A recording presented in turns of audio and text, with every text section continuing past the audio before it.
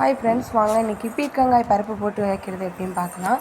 ஒரு குக்கரில் பருப்பை நல்லா கழுவி எடுத்து வச்சுக்கோங்க. பீர்க்கங்காய் உங்களுக்கு எந்த ஷேப்பில் வேணுமோ அந்த ஷேப்பில் கட் பண்ணி வச்சுக்கோங்க.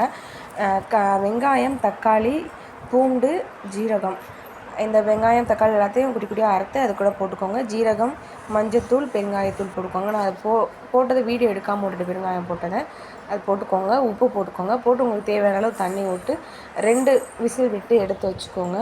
அதுக்கு முன்னாடியே தேங்காய், ஜீரகம், வெள்ளைப்பூண்டு, வத்தலி இந்த மாதிரி ட்ரையாக அரைச்சி வச்சுக்கோங்க. 2 விசில் விட்டோடனே இந்த மாதிரி இருக்கும்.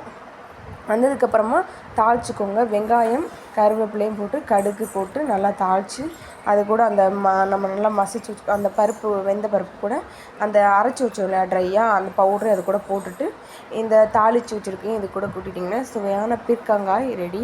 பருப்பு போட்டது இது எல்லாத்துக்குமே சாப்பிடலாம். இட்லி, தோசை, சாப்பாடு எல்லாத்துக்குமே சூப்பராக இருக்கும். நீங்கள் ட்ரை பண்ணி பார்த்துட்டு